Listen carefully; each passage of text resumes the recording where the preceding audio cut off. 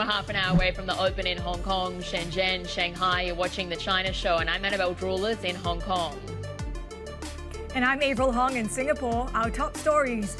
President Trump gets his long-awaited call with China's Xi Jinping. The leaders agreeing to further talks over tariffs and rare earth minerals. But it's a different story with Elon Musk. His feud with the president exploding into a public slanging match, sending Tesla shares tumbling and weighing on the wider market sentiment. Plus, Meituan preparing to expand its drone delivery services in Hong Kong, Dubai, and beyond. We hear from Vice President Yinian Mao.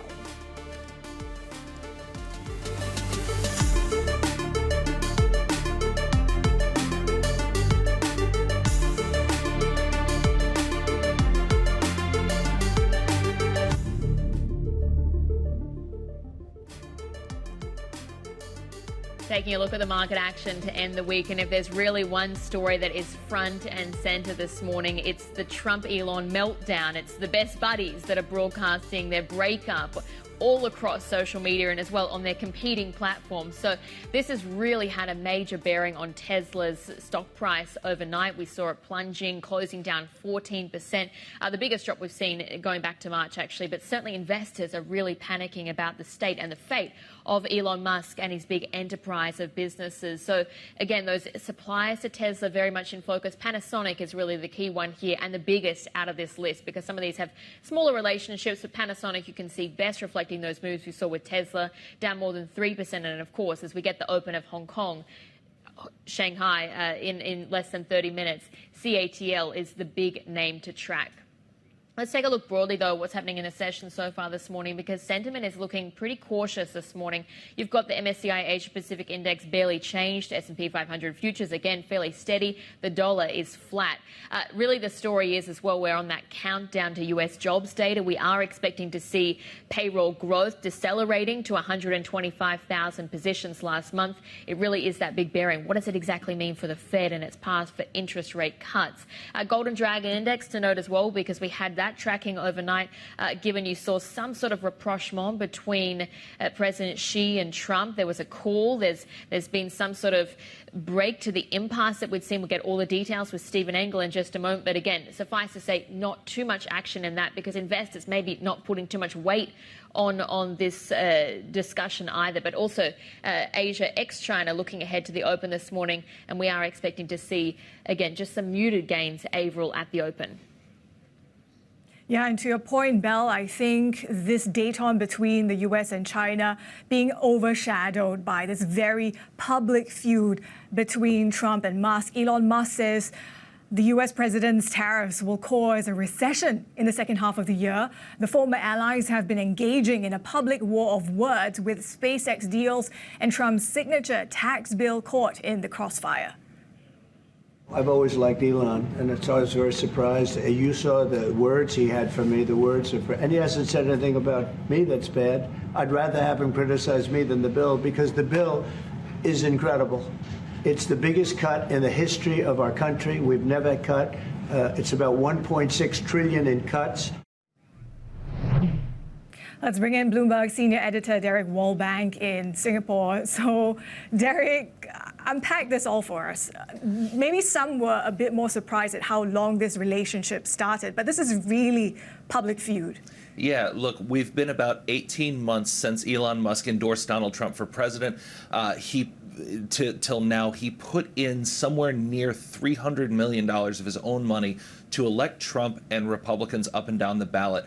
That money, that investment, was rewarded with full Republican control of Washington, and Trump going to Musk and saying, why don't you be the face of all of my efforts to cut government spending and completely reshape the size of government. We saw Trump and Musk together sort of scythe through the federal bureaucracy in ways that we've never really seen before, and they had been really tightly allied.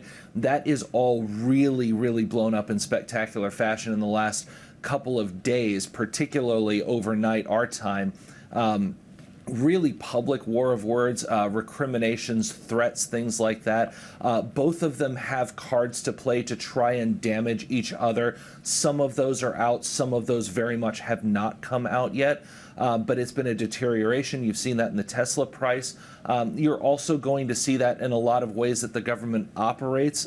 You may see, we've already seen at least one Musk ally was out at NASA. You may also see this in some other ways coming up in the coming days to weeks.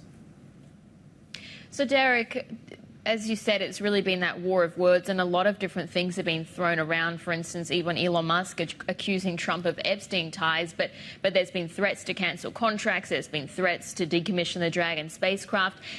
Does any of this actually stick, and do either of them follow through on their pledges?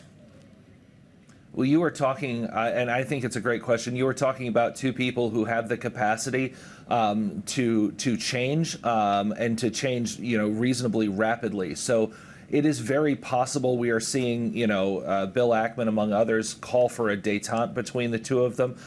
Just as early as they went down, maybe they could come back up. I know there's a certain speculation on that. But this has really gotten quite personal quite quickly.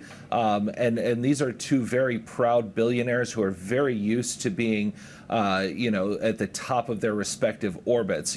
Putting those two together was always something that I think a lot of people in Washington were betting wasn't going to last forever.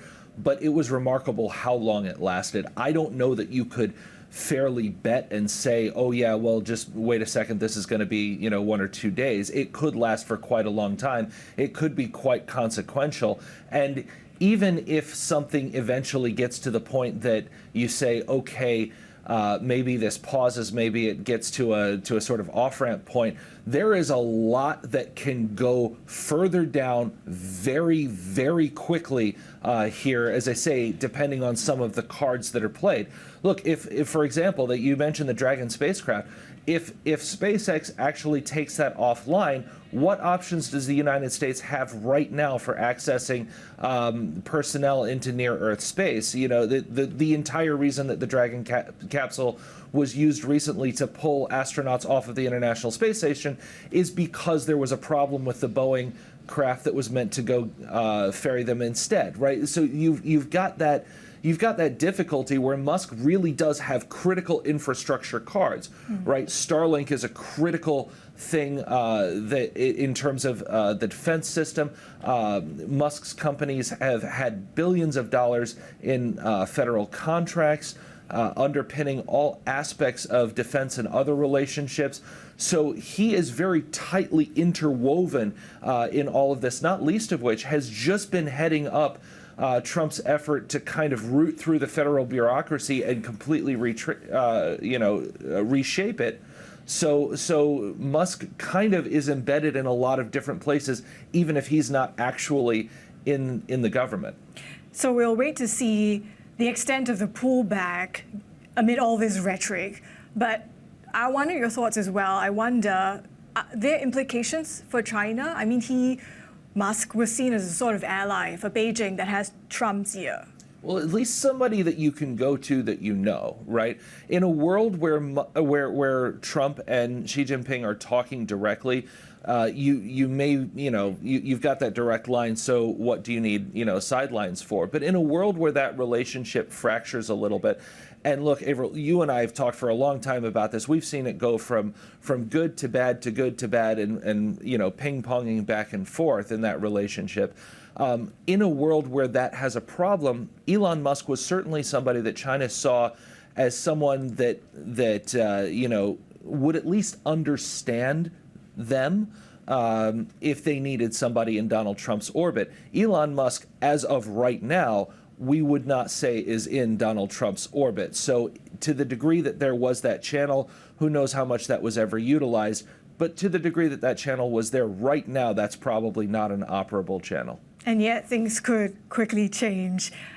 Always could. Derek, thank you so much for helping us understand all this. Our Bloomberg senior editor, Derek Wallbank. Now, As we were alluding to, the Trump-Musk feud has stolen the thunder from news that China and the U.S. agreed to resume trade talks in a long-awaited phone call between Trump and Xi Jinping. Here's President Trump speaking at the White House. I think we have everything. I think we're in very good shape with China and the trade deal. We have a deal with China, as you know, but we were straightening out some of the points. By the way, he invited me to China, and I invited him here. We both accepted. So I'll be going there with the First Lady at a certain point. Let's bring in our Chief North Asia correspondent, Stephen Engel. And Steve, the talks in Geneva, I mean, the progress or any progress that was made sort of seemed to unravel pretty quickly. Yeah. So do we need to temper any sort of expectations after this? I mean, how do you follow all the drama that's coming between the White House and Elon Musk? It's a clash of galaxies. As I love the whole analogy that Derek was talking about, and that is, you know, Trump being the center of his own orbit and Elon Musk being the center of his own orbit. Well, Xi Jinping is the center of an orbit as well. A different galaxy. So it's a clash of galaxies, not to get too nerdy and Star Warsy here. But, you know, again, this is a clash of personalities going on, a three-way in many respects. But again, there was kinder words. There wasn't a lot of Musk slinging or mudslinging going on for that 90-minute phone call. But I wasn't there. I wasn't the fly on the wall. We get the readouts from the White House, and Donald Trump said, sure, the trade relationship had gotten a little off track. Probably an understatement, given the size of this relationship between China and the United States. But he says it's in a very good shape right now. But many questions still remain, as we've been bringing up all morning. We didn't get any clarity on whether China offered anything on the relaxation of the licensing process for rare earth magnets and other exports. Was there any concession from Xi Jinping on that? Because the readout from the Chinese said Trump must remove the negative measures the U.S. has imposed on China, and that really means the tariffs and other aspects. So again, it's a good step. It de-escalated. It brought the temperature down. Now where do we go from here? Because as you rightfully said, Geneva unraveled fairly quickly.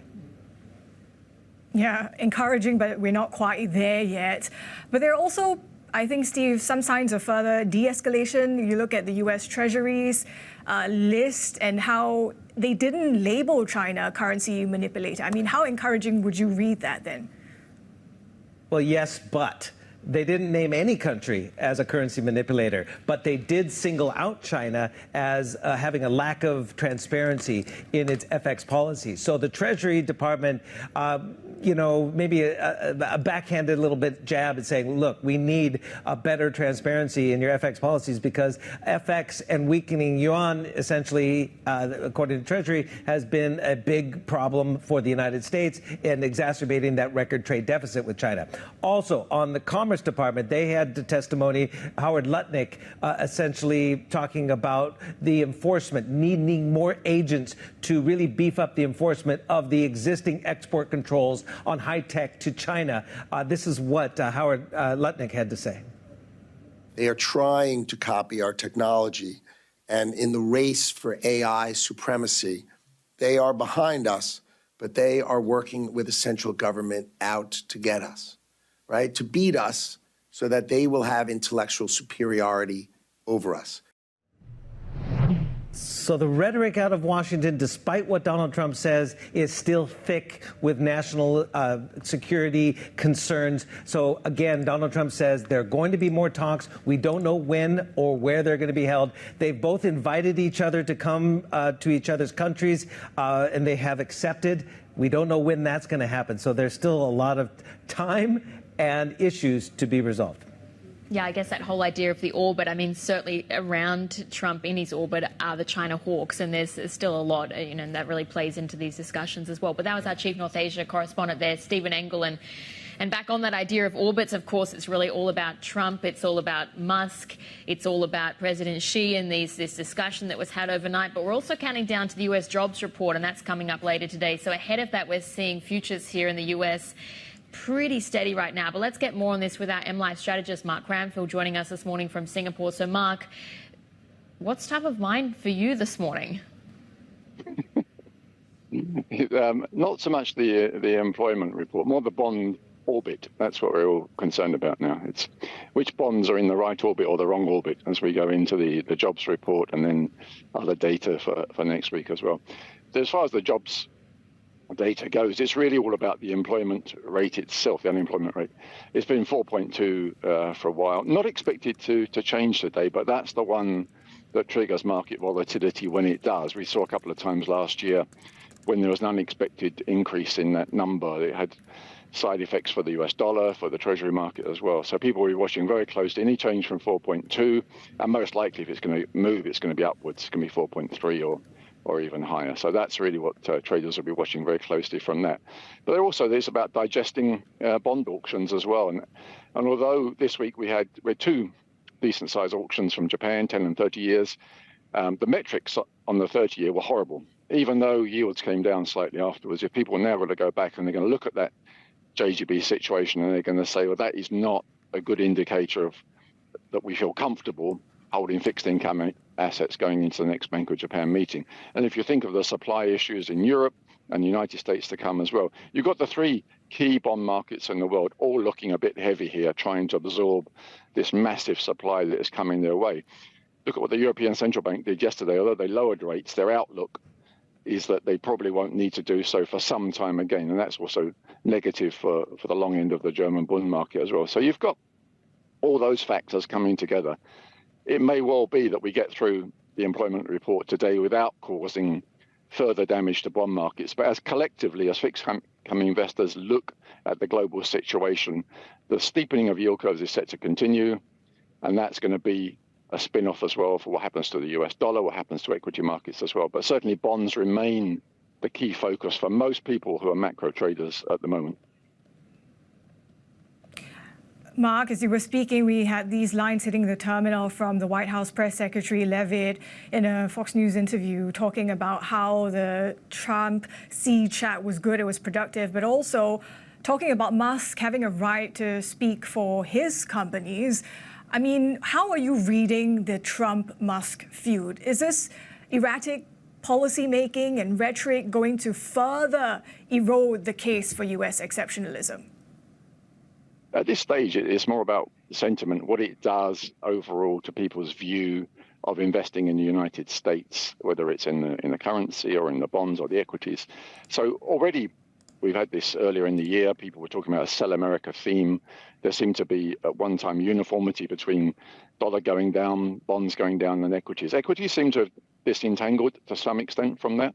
But if we get a revival here of people becoming negative, particularly on the tech sector, because of this fight between Musk and Trump, we could come back easily to the situation where foreign investors just look at the United States and say, this situation is far too confusing for us. We don't fully understand the dynamics between these people, how policy is being made. It's best that we move our money somewhere else. The US dollar seems to be impervious anyway to whether yields go up or go down. So that's in a negative that's going to sustain for some time. But certainly, as Derek was saying, probably haven't heard the end of this. And that means that global investors will be watching very closely. And it will be keeping us on our toes. Mark, great to chat. Thanks so much. Bloomberg's MLive strategist, Mark Cranfield, for us there. And we're counting down to the open of trade in Shanghai, Shenzhen, and Hong Kong. This is The China Show.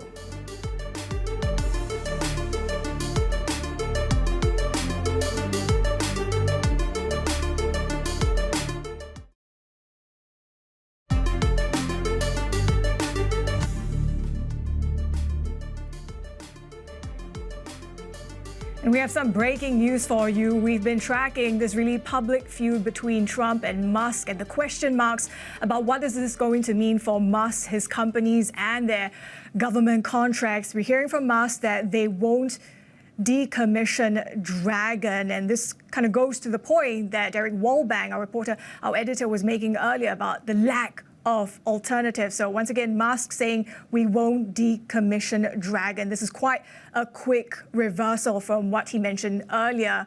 Now, separately, Bloomberg has learned that China is casting a wider net in its global income tax crackdown to go beyond the ultra-rich. And for more, let's bring in executive editor John Liu in Beijing for us. John, what does this, tell us about the potential shift that China is cracking down on the less wealthy as well?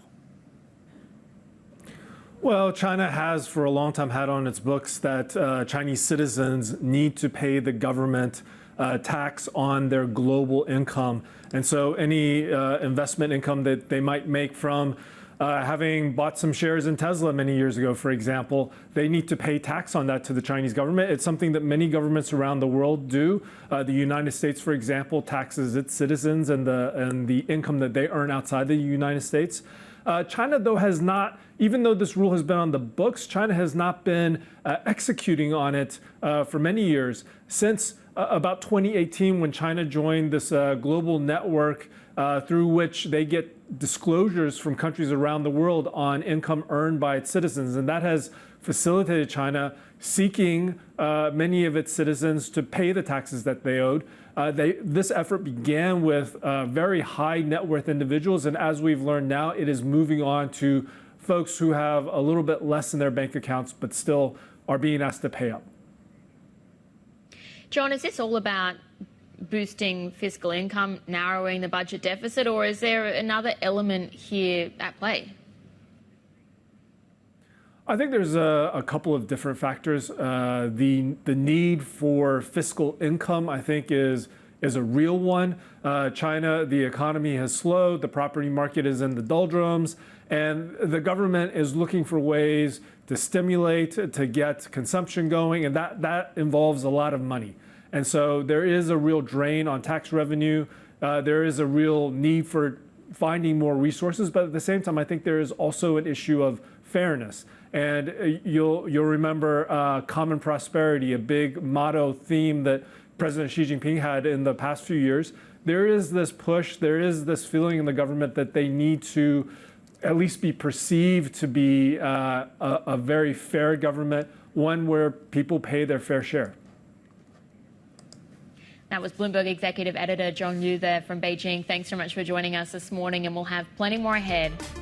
This is Bloomberg.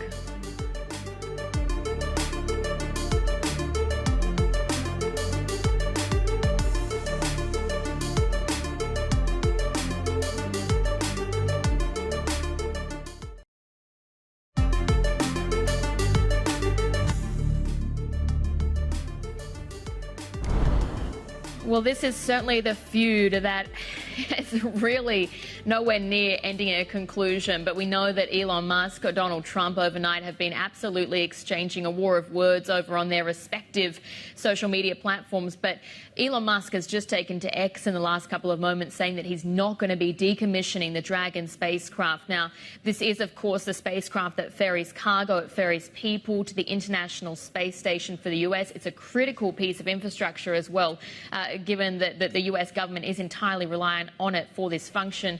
Musk had said that he was looking to decommission the Dragon spacecraft immediately. He's now come back and said he's not going to do that. But again, that tension between Musk and Trump, it's certainly extending. More ahead. This is Bloomberg.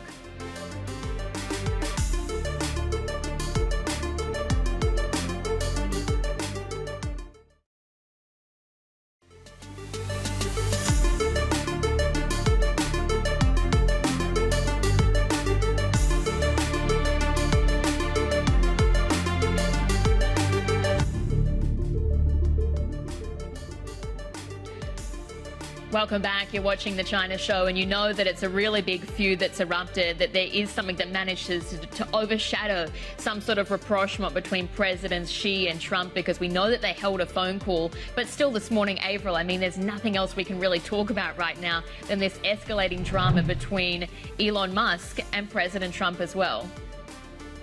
Yeah, Bella is absolutely hogging the headlines. I mean, we've seen how quickly things can change based on what Musk is now talking about, right? How we could see that Dragon spacecraft not being decommissioned not long after saying it would be. So keeping us on our toes, and I guess overshadowing as well this US-China phone call, right? Let's take a look at the market open. We know how Trump and Xi had a call. It's interesting, though, on the Chinese side, their tone towards it seems to be, we only, engaged in this phone call because Trump asked for it. So maybe reflecting a bit of that disconnect as well, and perhaps informing why we're seeing it quite flat on mainland stocks at the moment.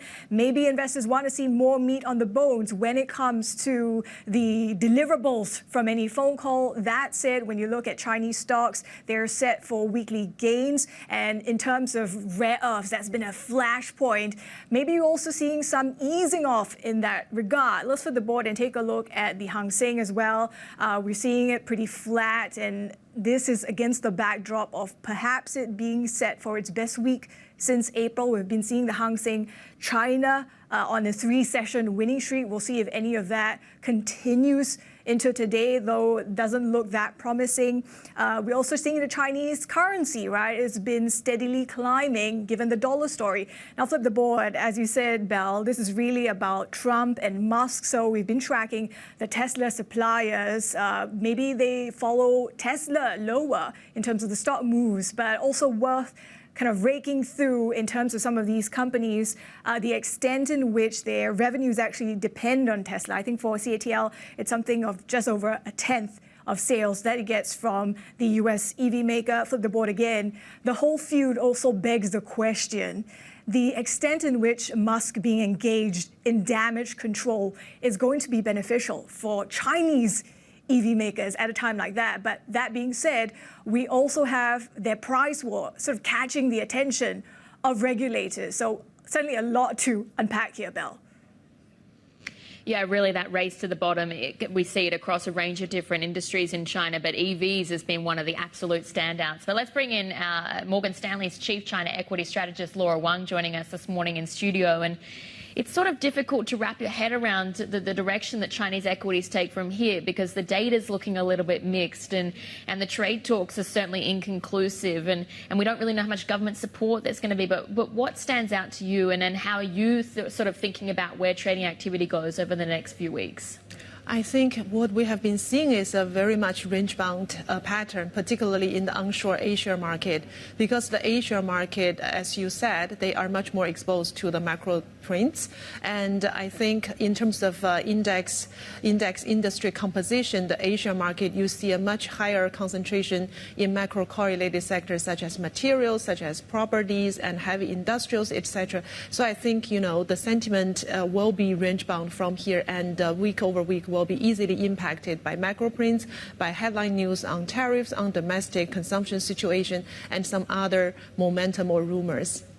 What's the catalyst then for Chinese equities to break out of that range? Is there something that's going to really prompt a big move in either direction? Yes, actually, if you look at how the China equity market has been performing year to date, you see a clear divergence pattern between the onshore Asia market and the offshore Hong Kong market. And we have been much more positive with the offshore space. So I think for the Hong Kong market, we can be slightly more constructive, because you see that we are having all those new generations of Chinese equity champions coming to the stage and winning more conviction from the global investors. And actually, to your earlier point about the dollar story, we're expecting a much weaker US dollar throughout the rest of this year and then next year. So on that front, actually, it's a positive for Chinese equities, particularly in the offshore space. And we are, as a result, revising up our earnings growth outlook for this year for MSCI China by 2 percentage points. So we're seeing high single-digit upside for MSCI China to go from here. Laura, Avril in Singapore here. Just wondering, when it comes to offshore, it's both Hong Kong, it's also ADRs. What do you make then of the delisting risk? Is that going to be a factor? That's a very good question, and we've been asked that question by global investors a lot recently. Frankly speaking, we don't look at that as a near-term, very realistic risk. The reason for that is because it's not a new topic. Between 2020 all the way to late 2022, we have already experienced a major round of ADR delisting dispute, and last time the reason was because of the audit compliance issues. And then I think the two countries actually came together and they got that resolved in in a rather nice way. So this time around, I think audit dispute would not be a main reason to trigger ADR delisting. So we need to understand, and the U.S. regulators will need to come up with very clear definition of what catalysts or situations would potentially trigger a delisting scenario, and what compliance period that they would be giving to the Chinese ADRs to become compliant again. And by the way, last time for the ADR delisting due to audit dispute, the grace period that was given was 3 years. So I think in the near term, we need to wait for more clarification on the regulation, the scenarios that would trigger delisting, and under what time frame that the companies would become compliant themselves. And then, of course, we understand that most of the major ADRs are already dual listed in Hong Kong. So even if in the very extreme case that they get delisted overnight from the U.S. market, the trading in Hong Kong will continue smoothly, and that's not going to trigger a potential removal from the index event for these companies.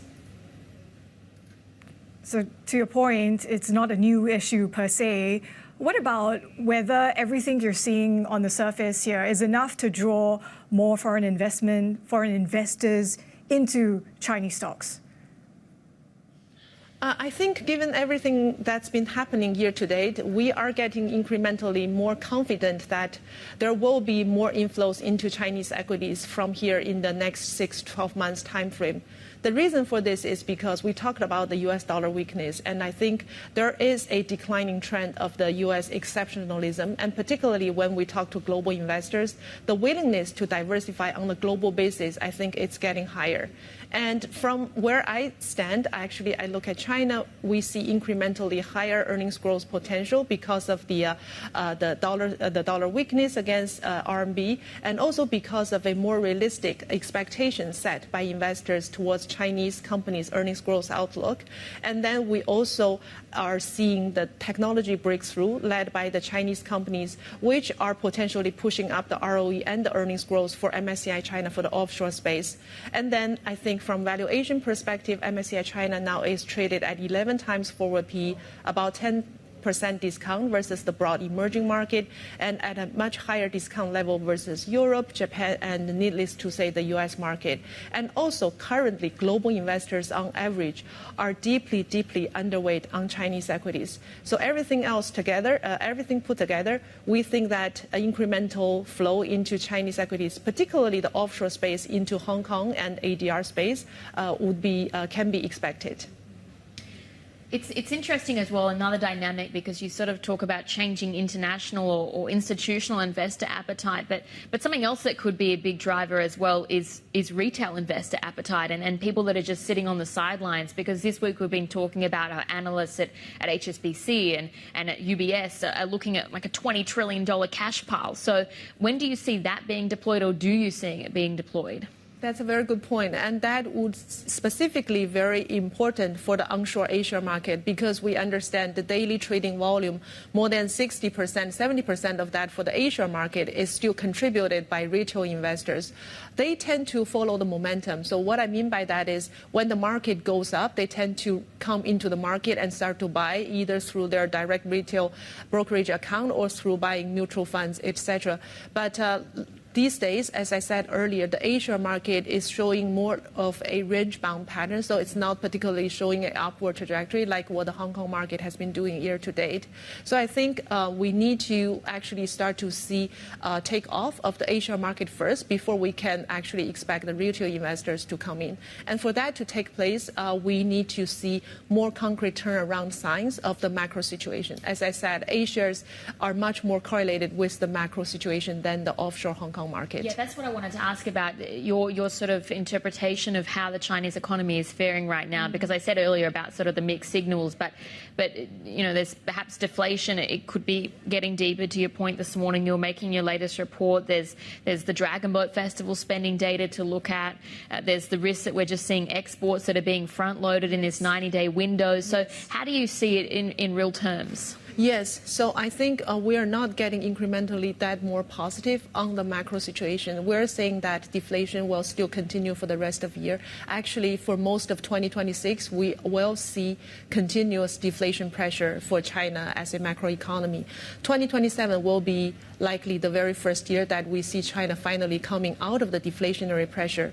But in between, I think where we can keep our eyes on is, number one, how the trade negotiation can continue from here, whether there could be a major de-escalation to remove some of the existing around 40% of tariffs that U.S. is imposing against China. That could serve as a positive catalyst. And then secondly, if we can expect the government to actually step up their fiscal stimulus policies in a big way.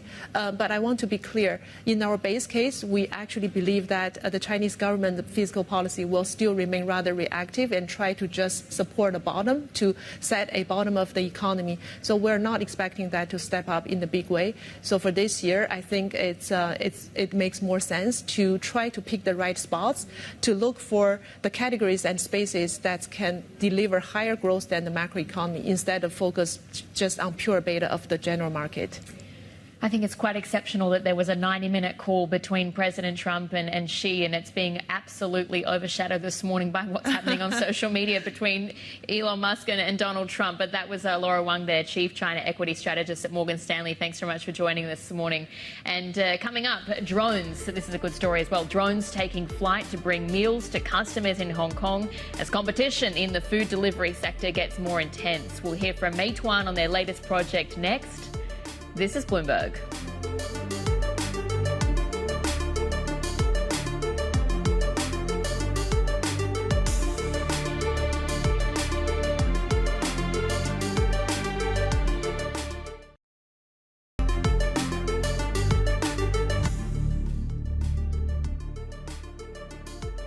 You're watching The China Show, and here are some of the big corporate stories we're following. Of course, we've been tracking this streamlining restructuring underway at HSBC since hearing that Group Chairman Mark Tucker is leaving the bank to return to AIA as non-executive chairman. HSBC says Tucker will step down as a board member on September 30th.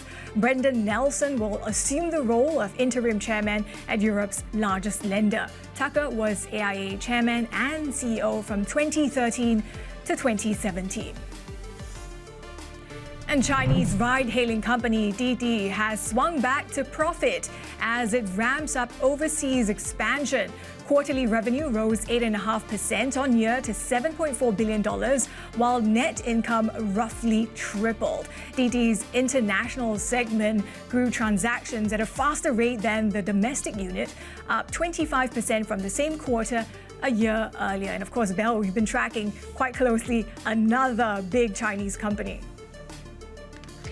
Yeah, this is a very big one because, of course, the food delivery scene in Hong Kong, it's a very competitive space. And since the Chinese food delivery giant Meituan has landed here, it's certainly had big ramifications for the likes of Deliveroo, for instance. But now we've got the next update on this competition as well, because Meituan is betting big on drone deliveries to aid its ambitious international push. Vice President Yinian Mao told us about plans for a first drone delivery route in Hong Kong, and then as well about further global expansion of the technology. I think globally, in many major cities, there will be low altitude logistics network. That's our vision. Number two, out of all instant delivery orders, we're looking at maybe 10%, 15%, roughly that ballpark that can be delivered in the air. And in some scenarios, for example, emergency supply, medical delivery, you may see a lot more adoption, higher percentage of penetration in those segments. So where's next? I'm hearing Dubai. What are you doing in Dubai? Yeah, so we just received our commercial license in Dubai. That's December last year. And we're opening up some new routes this year as we speak. It will be highly visible. It will be on the waterfront of the Dubai marina or some Bay Area. So we also want to raise awareness in that city because people know there's a drone delivery, but they cannot experience it yet. A lot of people are not covered by the service. We want to cover more. We want to cover in more public areas. Where else are you potentially looking at? I mean, obviously international expansion is how much of a priority? I think it's very much on our priority today because if you look at mainland China, right? So Meituan is the biggest player in terms of instant delivery and everyday services, but we are not that big player yet overseas, right? So that's on our priority. Secondly, for us, especially for tech-driven, service provider, replicating tech is as a service is relatively easy than replicating a team of personnel on the ground. So we want to bring our expertise to other countries, serve other users, and we got to do it step by step. But we are also making progress. I understand you have about 40 routes in Shenzhen. Close to 50 now. Close to 50, yeah. But I heard 55 nationwide. Yeah. So mostly in Shenzhen. Where else can you expand, and will you be expanding this kind of service in mainland? The second city that we choose after Shenzhen is Shanghai, because you also have Huangpu River. The Shanghai is separated into two parts, like Pudong and Puxi. There's a Huangpu River right in the middle. There's logistical challenges with the river. Exactly. Both a challenge and an opportunity, I would think. From day one, it has been a challenge for us, always. We're looking into new technologies where possibly drone can deliver to a balcony.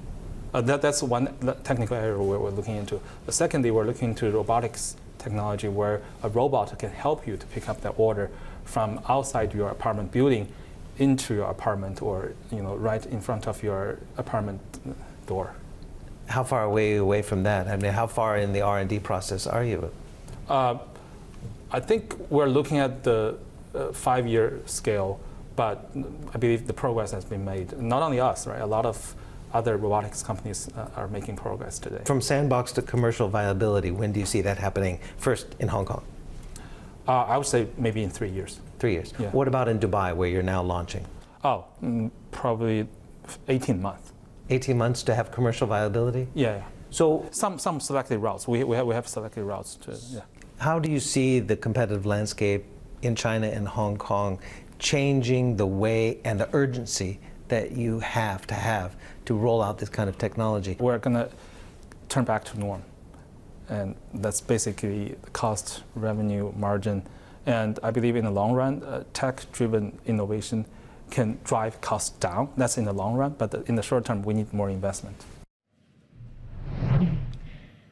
And that was the Meituan Vice President Yinian Mao speaking with our Chief North Asia correspondent Stephen Engel. And you can get an insider's guide to the money and people that are shaking up the finance hub in our Hong Kong edition newsletter.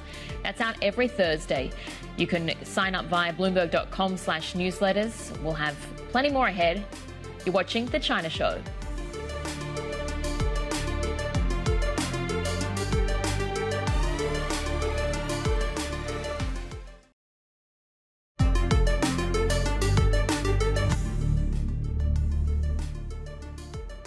More now on the public war of words between President Trump and Elon Musk. And of course, it's been quite a fall from grace for the US EV maker. And one of Tesla's earliest investors says the feud is a disaster for Musk. Gerber Kawasaki's Ross Gerber told us he sees ramifications beyond just Tesla's stock price. This is a disaster for Musk. I don't know if I can spin it in a positive way because it's just so beyond any intelligent businessman's behavior would be. I can't imagine after putting Trump in there that he would then turn Trump into an enemy of all things, because he's still the president of the United States. And Elon just tweeted something like, well, I'm going to be around for another 40 years and he'll only be around for another 3.5. And I think that's really ignorant thinking, because Trump is president of the United States, whether we like it or not, and Elon's going to have to live with this for quite some time, and it could be very detrimental to him and his companies. And this brings up a good question just about leadership in general. There's been a lot of talk when with this new administration, how CEOs were able to navigate, and we've seen a lot of CEOs do it well. For better or for worse, a lot of them have gotten pats on the back for the way that they've courted this administration. Understand that for better or for worse, these are the people in power, and you have to at least appease them to some extent. And I do wonder about the leadership at Tesla and the idea that he's making this much more personal and not understanding that he has a duty not just to himself, but to all the stakeholders in his companies to find a way to be cooperative with this government in some way or another, particularly given how much his business depends on government contracts. Correct. And obviously, Elon isn't functioning to the benefit of his shareholders and hasn't been for many years. And, you know, you can take it any way you want, whether it's the purchase of Twitter, the, XAI, and now this whole political disaster.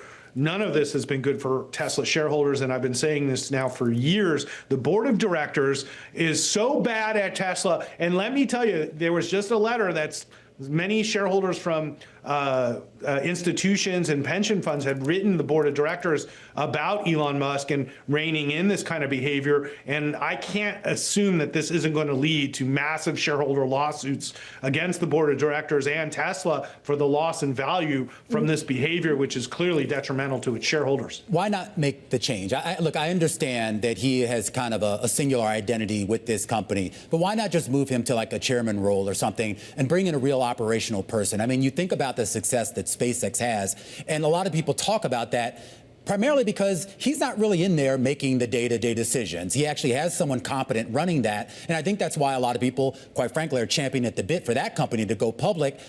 Isn't it now time? He's been at the helm of Tesla for so long, and you've seen the damage over the last couple of years. Why not just make that switch now? Yeah, well, the next is going to be the damage to SpaceX, because SpaceX relies on almost 100% on governments around the world and the U.S. government to fund it. And this is an easy target because we don't need to go to Mars, that's for sure. And so who's going to pay for all this stuff? And, the truth is that SpaceX valuation was probably cut in half today because of this behavior. That was Gerber Kawasaki President and CEO Ross Gerber speaking to Bloomberg's Romain Bostic there. And of course, this feud between Trump and Musk escalating.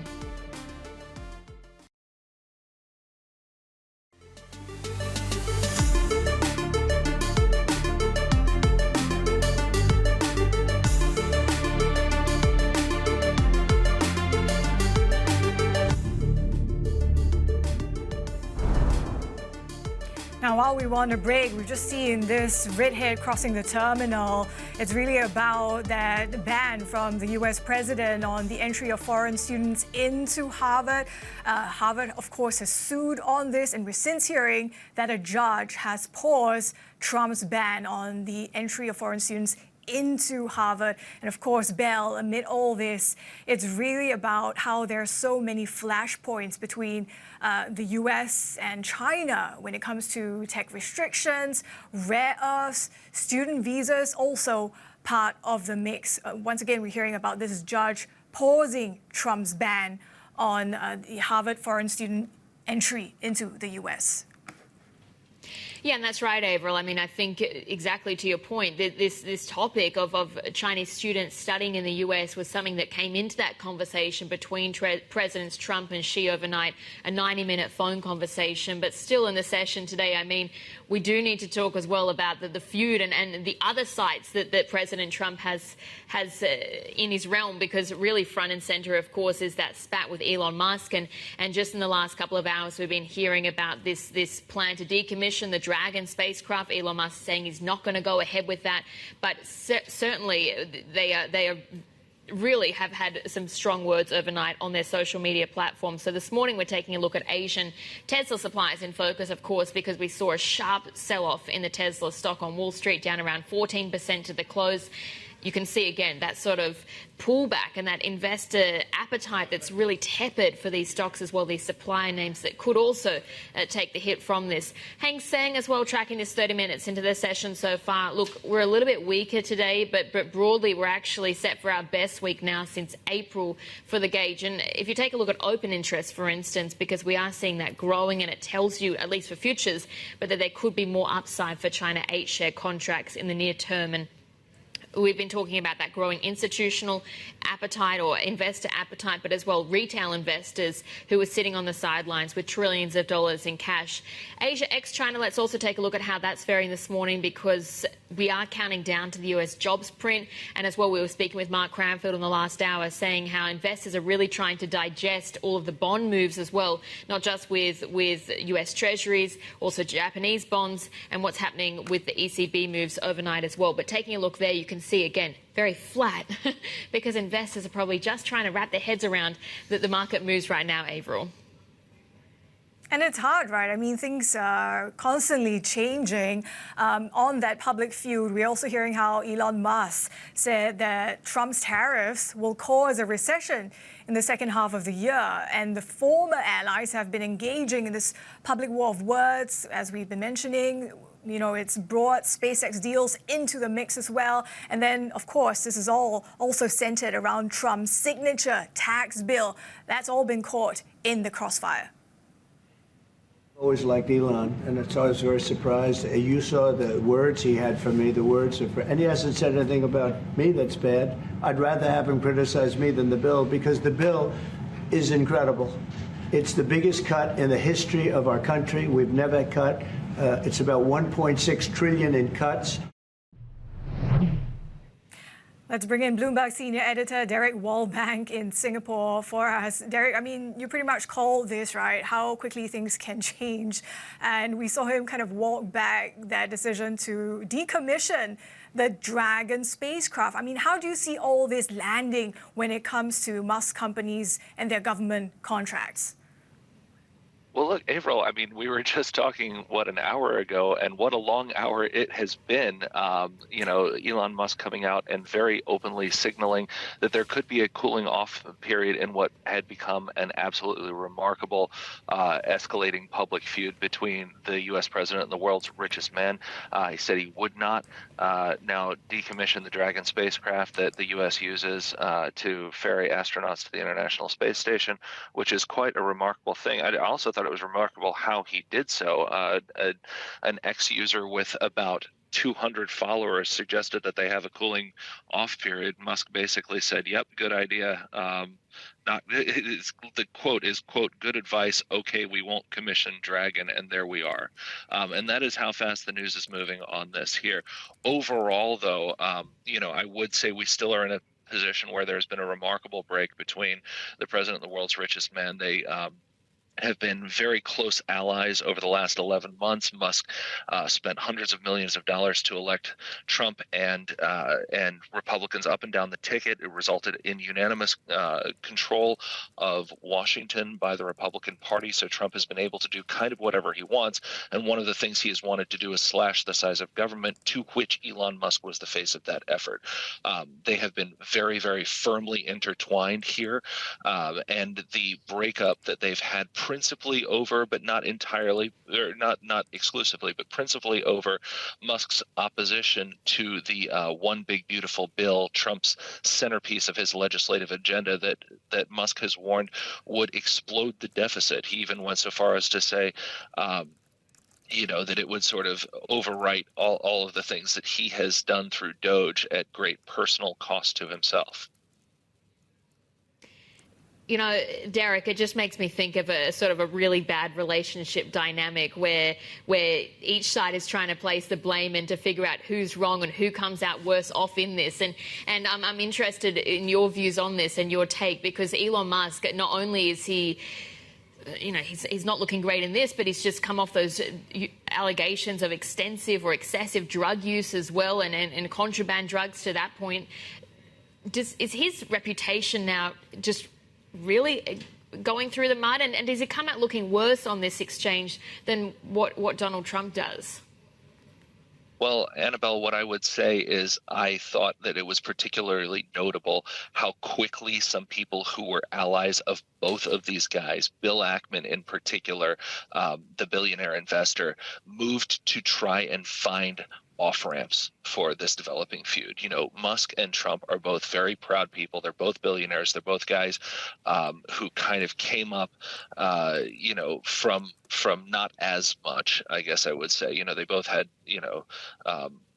wealthier backgrounds, but they made a lot of their own situations, right? So they're both very used to being the guy, the top dog, the alpha, and however you want to say all of that, right? but they are. They were dealing with this sort of situation in a very kind of public way, as both of them have been known to do, right? Both of them openly communicate on social media, make big announcements and pronouncements there. So these are not people who are also used to kind of doing everything behind the curtain and then coming out and saying what has happened. So it was in some sense kind of this is a natural point in how they communicate, but I thought it was very, very notable that immediately after this started really, really escalating, you started seeing allies in Washington and in the business world saying, let's try and find a way to take the temperature down here. We even saw that from some congressional Republicans, House Speaker Mike Johnson among them, seeking to find a way to lower the temperature. Derek, I think that also speaks to the significance of the Trump-Musk relationship. Derek Wallbank, our Bloomberg senior editor for us, thank you so much. Now, in the immediate aftermath of this feud, Tesla has been the biggest casualty. And Belle, you can really see as the feud kind of exploded on social media, the extent in which that reflected almost minute by minute on the Tesla stock. I mean, we heard how Trump said that he was very disappointed in Elon, calling him by his first name, and then Musk, just weighing in and saying, if not for him, he wouldn't even have won the election. Remember, Musk pumped in hundreds of billions or hundreds of millions of dollars, I should say, into the Trump campaign. And then it kind of descended into name calling, Trump calling him crazy. And, this is where we are at the end of the day. The stock of Tesla really plunging 15+% and affecting as well his wealth, Musk's wealth. Yeah, absolutely. And I think it's going to be so interesting to see how the Tesla stock trades when we open on Friday, because we've had, of course, Elon Musk just coming out in the last hour or so saying that they won't proceed with their plans that he had vowed to do, of course, on X, but to not decommission, rather, the Dragon spacecraft. So it'll be really fascinating to see how it trades. And also, as you say, what it means for his personal wealth, because that's a $34 billion one-day loss in Elon Musk's wealth. And as you said, he's been someone really synonymous with President Trump's MAGA priorities. And as we were hearing from Ross Gerber, for instance, the investor, talking about how this SPAC could also impact the value of his private businesses like SpaceX, for instance, that valuation could be cut in half. But we know, of course, the Trump-Musk feud, it's really just stolen the thunder from news that China and the US have agreed to resume trade talks. It was a long-awaited phone call between Trump and Xi Jinping. But here's President Trump speaking about this at the White House. I think we have everything. I think we're in very good shape with China and the trade deal. We have a deal with China, as you know, but we were straightening out some of the points. By the way, he invited me to China, and I invited him here. We've both accepted. So I'll be going there with the First Lady at a certain point. Let's bring in our Chief North Asia correspondent, Stephen Engel. And Steve, I mean, this is the China show, and even this is getting a bit overplayed this morning. But this phone call, I mean, we were talking yesterday or early this week that there was this impasse. It does seem to at least have been broken a little bit now. At least it's not necessarily being hashed out in social media like the Elon Musk and Donald Trump fiasco or theatrics is, obviously. It's why I don't do social media. Maybe I'm of a different generation. But, but Trump has used social media to kind of try and manipulate the narrative with Xi Jinping. It was, all caps and at 2 in the morning a couple of days ago, where he said Xi Jinping was extremely hard to make a deal with. I thought that pretty much kiboshed some sort of phone call for this week, because it's basically putting a phone call on Trump's terms for Xi to call Donald Trump. Well, anyway, the call did happen, 90 minutes or so, and there's not a lot of details in the readout that we've gotten from both sides. The Chinese side was a little bit more pointed, and the Trump was pretty optimistic. He did say that trade negotiations with China had gotten a little off track, and now they are in a very good shape. Of course, a few weeks ago is when we had this Geneva truce, and then it kind of unraveled because there wasn't a lot of dialogue between the two, and there are accusations being flung on both sides of the Pacific about violations of the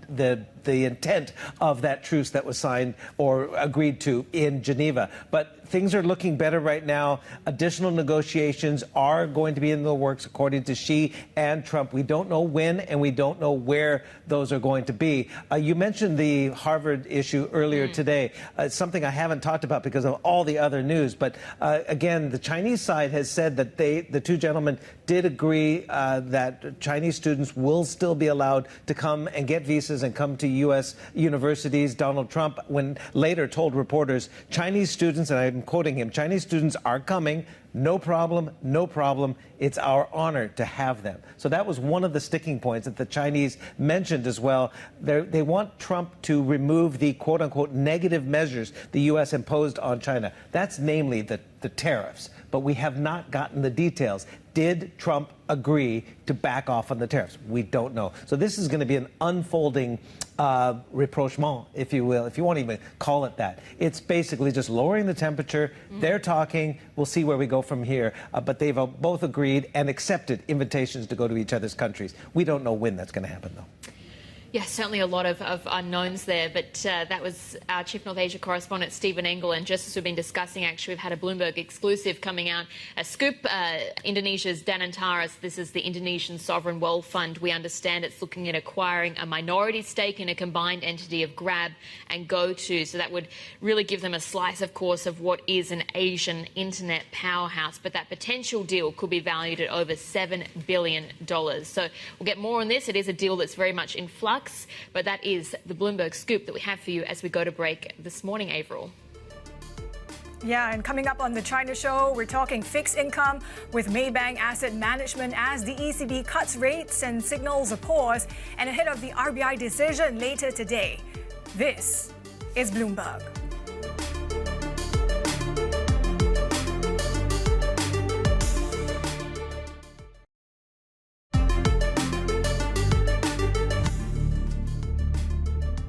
Higher tariffs and a stronger euro are expected to make it harder for firms to export. High uncertainty is expected to weigh on investment, but at the same time, several factors are keeping the economy resilient and should support growth over the medium term.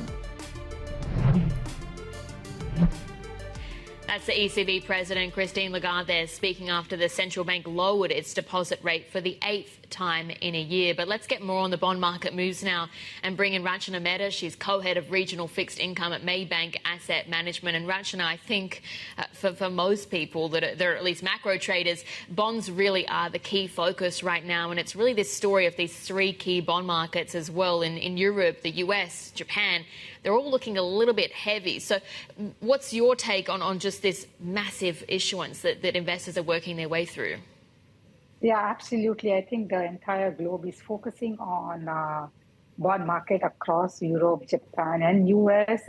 Recently, we've seen a lot of volatility. But for me personally, I believe that the bond market stability is very, very important for equity markets to do well, because if bond markets are too volatile, the equity markets may not perform. At the end of the day, if you look at all the three countries, they really want to focus on growth and increase the per capita GDP. So from that perspective, yes, recently we've seen, especially the 30-year part of the bond curve.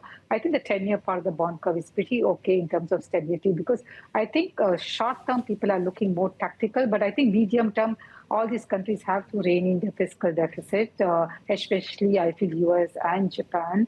But for this year, we don't see a big issue in terms of the deficit for all these three countries. So I still believe that, for example, for US Treasury 10-year, we believe that 4.3, 4.6 is a good range to be in. Eventually, we definitely think that as the number starts rolling in, whether it's non-farm payroll or inflation, I think that the 10-year treasuries can eventually drop below 4%, but short-term, we believe it's a tactical trading opportunity between 4.3 to 4.6 kind of range. So this is what we see in terms of bond market. We don't see big sell-off, at least for the next couple of months, given that we have tariff issues, we have growth slowdown issues. As of now, people are talking about tariff, but it has not been factored into growth. So once people start factoring in, hopefully you'll see the government bond yields coming down, at least for this year. But longer term, yes, the deficit concern will still persist and the term premium will still persist.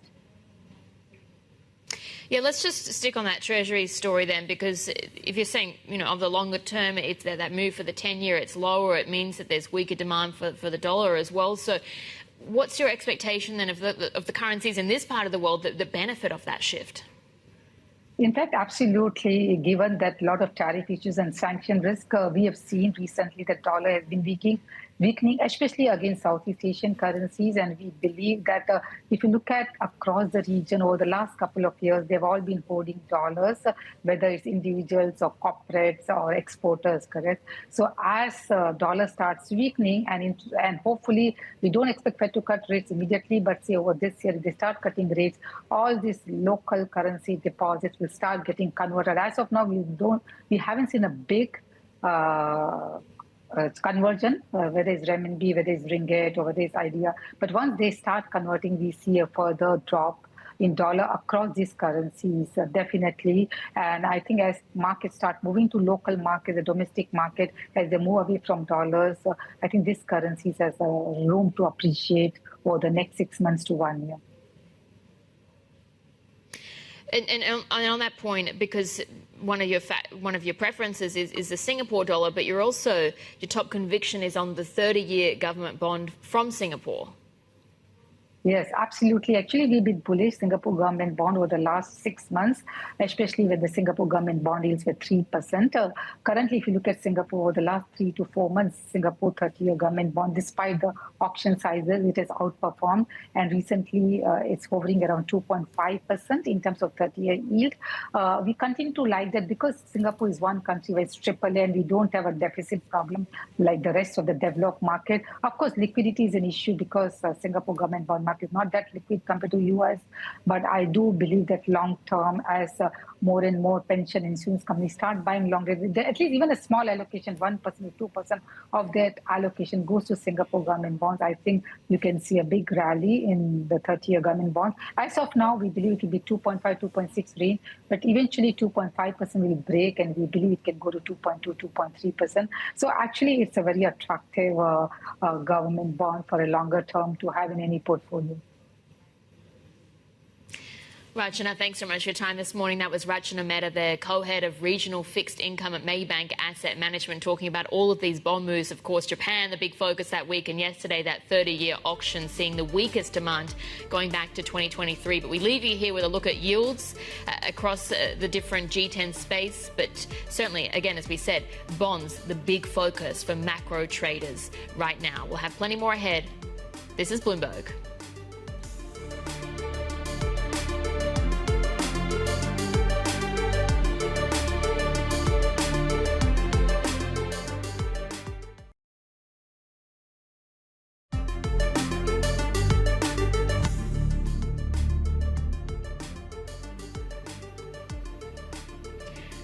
Well, Elon Musk, this is, of course, the big feud that we're tracking this morning between Elon Musk and Donald Trump, but the latest in what's been a series of salvos on social media, respective platforms, of course, Truth Social versus X, but Elon Musk has gone on X and appeared to withdraw his threat to immediately decommission the SpaceX Dragon capsule, which would have jeopardized the ability of the US to access space. Musk issued the warning after President Trump said he would withdraw government funding from Musk's business enterprises. And let's get more on this now. Bloomberg's Paul Allen is joining us. So, Paul, I mean, it's quite exceptional that Elon Musk chose to respond to someone who really just seems to have basically a handful of followers, and certainly all of our attention is focused on this reaction as well. But what's brought about the reversal? It's hard to say exactly what did bring about this reversal, but it was very quick. It was only 5 hours in between Elon Musk issuing that threat and then retracting it again. But it's likely, and we're speculating here, that both sides realise just how much they need each other, really. On the one hand, government revenue brings in a tremendous amount of money for SpaceX. Since 2000, $22 billion worth of unclassified defence contracts, also another $4 billion contract to put NASA back on the moon, nearly $1 billion to help decommission the space station at the end of the decade as well.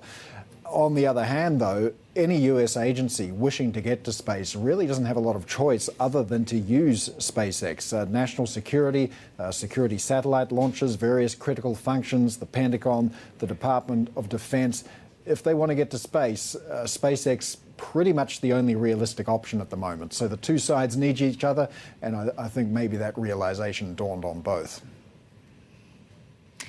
Yeah, that's right. Just give more details on that, because, as you said, this is an organisation that absolutely dominates the space industry, which is very much led by the private sector in the US. I mean, who really could be, or which company could be the replacement right now, if any? Yeah, well, none is the short answer. I mean, we did see shares of Rocket Lab popping at the start of this feud, and Rocket Lab does launch satellites into space. It does have US contracts, but it can only get 300 kilograms into low Earth orbit. You compare that with the Falcon 9, it can get more than 22,000 kilograms into low Earth orbit. Rocket Lab is developing a larger rocket, but who knows when that's going to be ready for launch. Then you've got other competitors like Blue Origin, United Launch Alliance. They are daylight behind SpaceX in this field at the moment. And we saw a vivid demonstration of this earlier this year with the Boeing Starliner, or late last year.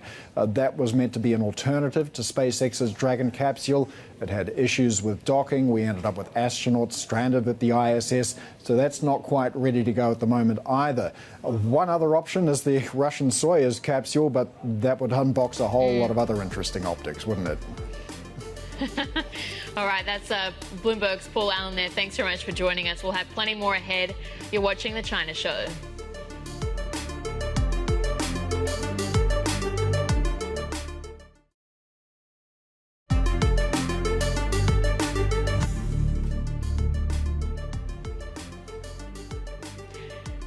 It's 11:29 a.m. in Tokyo. Taking a look at how Japanese equities are faring this morning, and we're seeing them actually modestly higher. So it has been, of course, a dynamic that's being led, at least on Wall Street overnight, by this feud between Elon Musk and Donald Trump. It had a really big bearing on Tesla's price on the session, closing down 14%, but was a really big drag on overall equities and the sentiment there. At the same time, we're looking ahead to the US jobs report, of course, and it's going to be another signal that builds into this expectation around Fed easing, what's expected there. And so this is sort of perhaps a bit of caution as well that we see from traders who are sort of just waiting until we get a little bit more clarity. Of course, there was also the Trump-Xi phone conversation that was held as well. So that was some sort of level of rapprochement between the world's two biggest economies. So more of a positive factor, even if investors are a little bit more modest about what they can actually see in terms of concrete, tangible takeaways from ongoing discussions. But let's take a look as well at what's happening with the automakers, because we're tracking EVs, of course, very closely.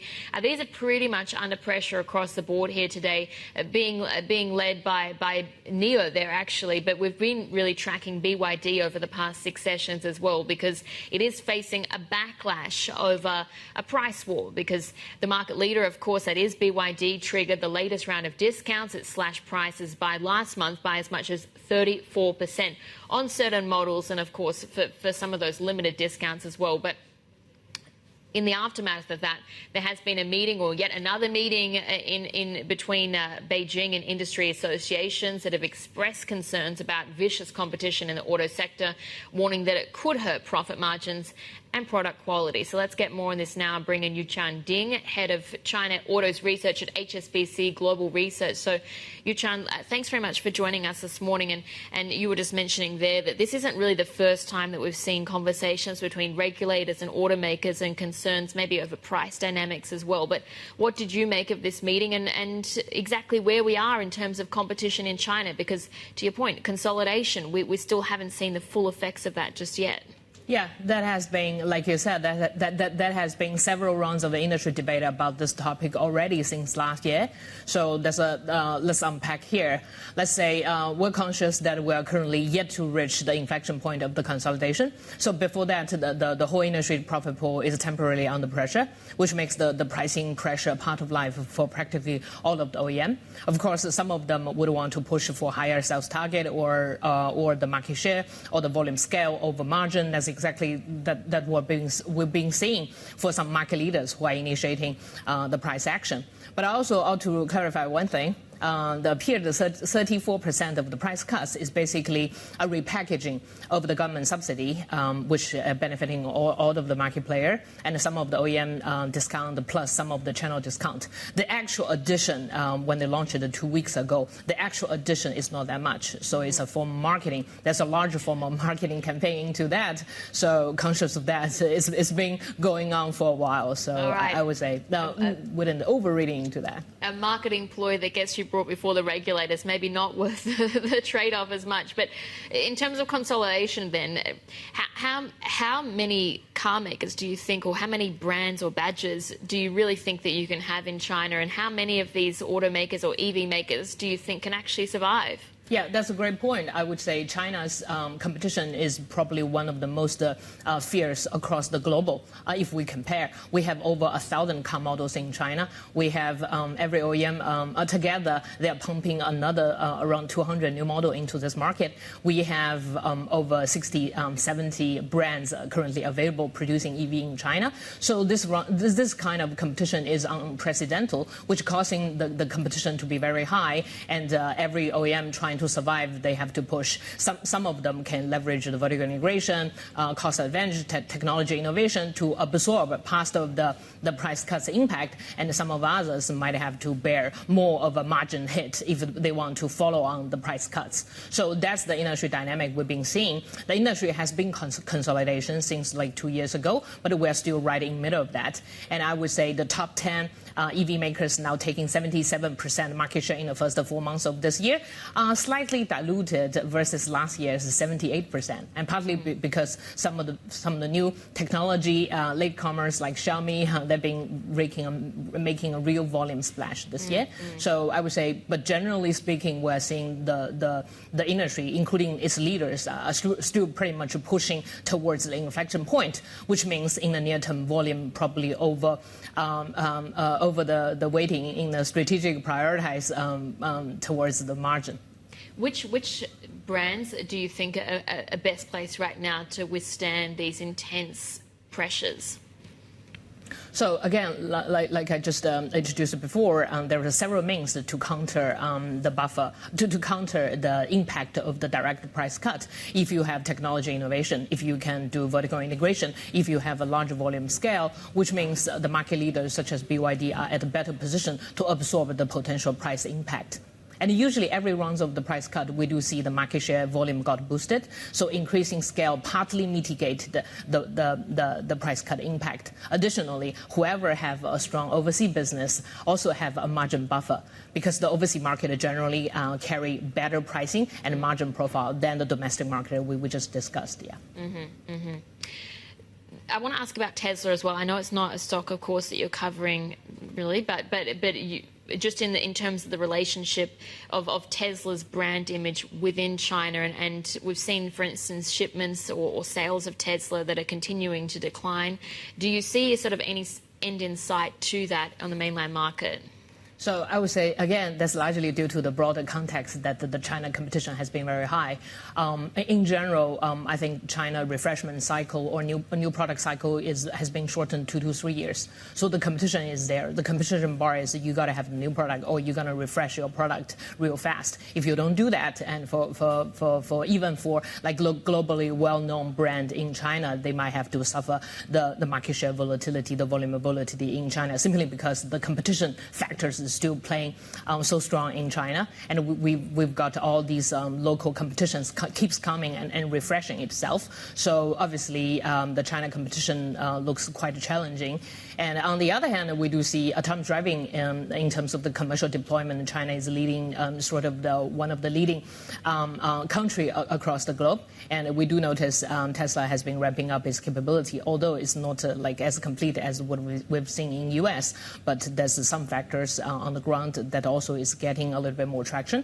And since we talked about autonomous driving being one of the consumers' key preference, so if you guys to ramp it up, and let's see, that could have a positive impact.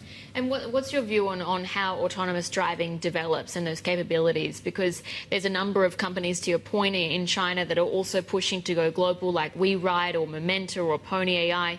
But then there's other companies as well that have their own, already established car makers that are building their own autonomous driving software. So which way does it go? Do you see partnerships or further partnerships between sort of the more of the software plays, or do you see car makers that build their own technology?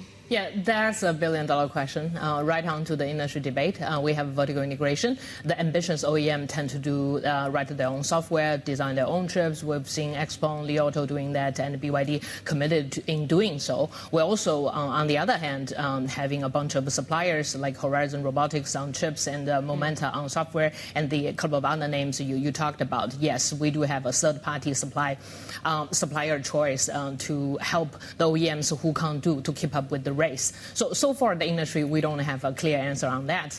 The ambitious supplier and ambitious OEM are basically ramping up towards that. I would say it's largely a technology cycle. It's largely a consumer feedback. So the market basically, the consumer requires the top-notch experience. So it's OEM's balance to use the in-source or outsource depending on the quality of that. So it's a technology race, and we haven't seen the clear sign both sides are going to back off. So that will be the key assumption for these two sides of the companies in the future. And we don't have the answer yet, but it keeps ramping up. But one thing we've noticed this year is if OEM is trying to compete in the price competition, in the fierce model competition in China, sometimes the supplier would help them to do that cheaper and faster. That's also one of the key factors. If you are not a leader and you are trying to play catching up, maybe using supplier is a good option. That's some phenomena we've been noticing because these suppliers are printing strong order book momentum recently.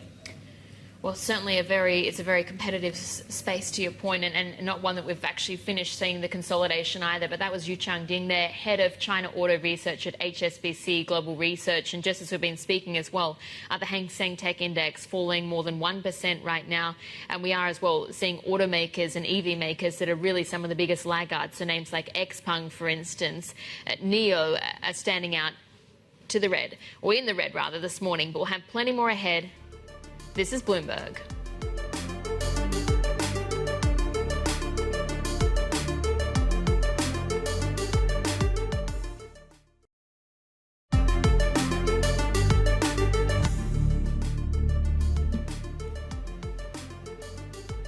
Well, here are some of the corporate stories that we're following this morning, and Bloomberg has learned that BlackRock is planning a second round of job cuts this year. It follows a $28 billion splurge on deals as the firm wades deeper into private markets. The cuts will affect around 300 people, mirroring a reduction at the start of 2025. BlackRock had more than 22,000 employees at the end of March. Chinese ride-hailing giant Didi has swung back to profit as it ramps up overseas expansion. Quarterly revenue rose 8.5% on the year to $7.4 billion, while net income roughly tripled. Didi's international segment grew transactions at a faster rate than the domestic unit, up by 25% from the same quarter a year earlier. And Chinese food delivery giant Meituan is betting big on drone deliveries to aid its ambitious international push. Vice President Yinian Mao told us about plans for a first drone delivery route in Hong Kong and further global expansion of the technology. I think globally, in many major cities, there will be low-altitude logistics network. That's our vision. Number two, out of all instant delivery orders, we're looking at maybe 10%, 15%, roughly that ballpark that can be delivered in the air. And in some scenarios, for example, emergency supply, medical delivery, you may see a lot more adoption, higher percentage of penetration in those segments. So where's next? I'm hearing Dubai. What are you doing in Dubai? Yeah, so we just received our commercial license in Dubai. That's December last year. And we're opening up some new routes this year as we speak. It will be highly visible. It will be on the waterfront of the Dubai Marina or some Bay Area. So we also want to raise awareness in that city because people know there's a drone delivery, but they cannot experience it yet. A lot of people are not covered by the service. We want to cover more. We want to cover in more public areas. Where else are you potentially looking at? I mean, obviously international expansion is how much of a priority? I think it's very much on our priority today because if you look at mainland China, right? So Meituan is the biggest player in terms of instant delivery and everyday services, but we are not that big player yet overseas, right? So that's on our priority. Secondly, for us, especially for tech-driven, service provider, replicating tech is as a service is relatively easy than replicating a team of personnel on the ground. So we want to bring our expertise to other countries, serve other users, and we got to do it step by step, but we are also making progress. I understand you have about 40 routes in Shenzhen? Close to 50 now. Close to 50, yeah. But I heard 55 nationwide. Yeah. So mostly in Shenzhen. Where else can you expand, and will you be expanding this kind of service in mainland? The second city that we choose after Shenzhen is Shanghai, because you also have Huangpu River. The Shanghai is separated into two parts, like Pudong and Puxi. There's a Huangpu River right in the middle. There's logistical challenges with the river. Exactly. Both a challenge and an opportunity, I would think. From day one, it has been a challenge for us, always. We're looking into new technologies where possibly drone can deliver to a balcony. That's one technical area where we're looking into. Secondly, we're looking into robotics technology where a robot can help you to pick up that order from outside your apartment building into your apartment, or right in front of your apartment door. How far away from that? I mean, how far in the R&D process are you? I think we're looking at the 5-year scale, but I believe the progress has been made. Not only us, right? A lot of other robotics companies are making progress today. From sandbox to commercial viability, when do you see that happening first in Hong Kong? I would say maybe in 3 years. 3 years. Yeah. What about in Dubai, where you're now launching? Probably 18 months. 18 months to have commercial viability? Yeah. So some selected routes. We have selected routes to. Yeah. How do you see the competitive landscape in China and Hong Kong changing the way and the urgency that you have to roll out this kind of technology? We're going to turn back to norm. And that's basically cost, revenue, margin.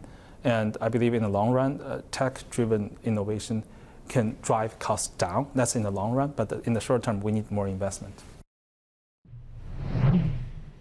That was the Meituan Vice President speaking with our Chief North Asia correspondent, Stephen Engel. And you can get a guide to, or an insider's guide to the money and people that are shaking up the finance hub in our Hong Kong edition newsletter. That's out every Thursday. You can sign up via Bloomberg.com/newsletters. We'll have plenty more ahead. This is Bloomberg.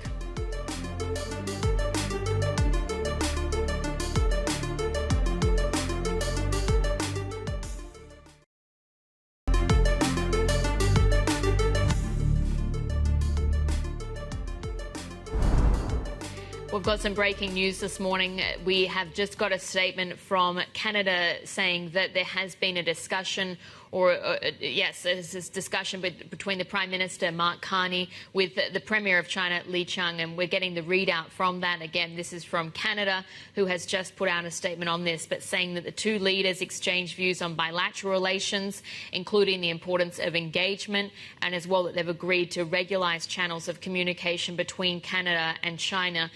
Also, again, going back to this, it's been a discussion between the Canadian Prime Minister, Mark Carney, speaking with the Premier of China, Li Qiang, saying as well that the leaders discussed trade between the two countries. They welcomed their trade ministers meeting that happened this week, and that was a point when Canada and China agreed to convene the Joint Economic and Trade Commission at an early date to address outstanding trade issues. Also, what came into this discussion was the recent bilateral engagement on fentanyl and other opioids, but the companies, or governments rather, are saying that they're working together to address the fentanyl crisis. So just to recap there, we have just got a statement from Canada talking about a discussion that's taken place between Prime Minister Mark Carney, also with the Premier of China, Li Qiang. So we'll leave that there, but certainly we have seen China engaging with if not the US, there was that call between President Trump, but certainly this outreach that we see to places like Canada, but also Europe as well. So we'll leave that there, but let's also shift to another story that's managing to make headlines this morning, and that's HSBC, because the chairman, Mark Tucker, is leaving the bank to become non-executive chairman at AIA, marking his return to the Hong Kong-based insurer. Let's bring in our Bloomberg Intelligence senior analyst, Matt Ingram, joining us from Sydney. And Matt, what's the catalyst exactly for this move from Tucker to AIA? Yeah, g'day, Annabelle. Look, it's a no-brainer for Tucker and for AIA. He was the previous CEO at AIA. The chair has stood down at AIA to retire. Mark Tucker's got 30 years of experience in Asian insurance, and so it's really, I think, him returning home. It's a perfect fit for AIA and for Tucker. How does this impact HSBC, of course, because it's been this many months long restructuring now, the business, and lots of personnel changes, team changes. Does this have any sort of bearing, do you think, on those efforts? Yeah, it's an interesting time from HSBC's perspective, but they've got a very deep reserve bank. Brendan Nelson, the acting chair, has a long experience of banking in London, and he's surrounded by a very experienced team. They've also got a CEO who knows what he's doing, obviously, so it's disruptive, but Tucker was a non-executive chairman, and I think the team around Brendan Nelson will make sure that the new CEO has the support that he needs. So as Mark Tucker leaves the bank and, as we said, going to AIA, who steps in and replaces him right now? Yeah, so Brendan Nelson, he's currently the head of the audit committee. He's a former partner and global head of KPMG. He knows what he's doing. He knows the corporate governance requirements. He knows the balance sheet management. He knows the risk. So he's in a great position to handle this transition. And as I said, I think the team around Brendan Nelson are going to leave the CEO well supported from a board point of view. That was our Bloomberg Intelligence senior analyst there, Matt Ingram, and I think it's pretty exceptional that this is actually one of the most read stories over the past couple of hours this morning, even on a day when you've got, of course, Elon Musk and Donald Trump very much in the spotlight. But we can take a look as well at US futures and the trading dynamics, because we've seen overnight on Wall Street it was sort of a downbeat sentiment, and that was also partly down to the big losses that we saw for the Tesla stock, and we can get into the supplies in a moment. But futures here today, because the other big focus for investors or traders is what we get with the jobs print that's coming up later on Friday. So the expectation around that we could see some further impetus, really, for the Fed to start cutting perhaps sooner rather than later this year. So that's it there for futures. But let's also as well take a look at what's happening with Tesla supplies in the session this morning, because, again, as we said, we had that really big slump in the Tesla stock, closing down 14%. And today you're again seeing that reflected in what's happening with some of the bigger suppliers in Asia. To note as well, Korea is on a market holiday, and we do have some big names there. We'll get the reaction to that. Will be interesting to see as well what happens with Tesla at the open, given that this morning one of the big stories has been Musk signalling that he's open to cooling off or a cooling off period in the feud with President Trump, and as well walking back on plans to cancel the Dragon Gate project as well. So that's it there for the Tesla suppliers. But let's also take a look at what's happening with Hong Kong in the session this morning, because we are seeing the Hang Seng sort of drifting pretty much sideways. And when we were speaking earlier with guests about how we've really seen Chinese equities being a little bit range-bound of late, even though you do see perhaps a bit of changing perception from international investors. And one of the big stories this week as well has been how retail investors are sitting on around $20 trillion in cash, and that could be another leg higher for at least the southbound rally, if not the onshore market. Nifty futures as well, because we're taking a look at these. Again, fairly steady this morning, but we do have the RBI decision to look ahead to today, and the expectation as well that they could deliver, I think, a third straight rate cut, but the aim there really to lift growth in the economy. So that is it for the China show.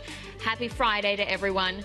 And of course, Elon Musk, Donald Trump, we're watching both of their social media channels and their accounts very closely to catch you up on Monday morning as well. This is the China show.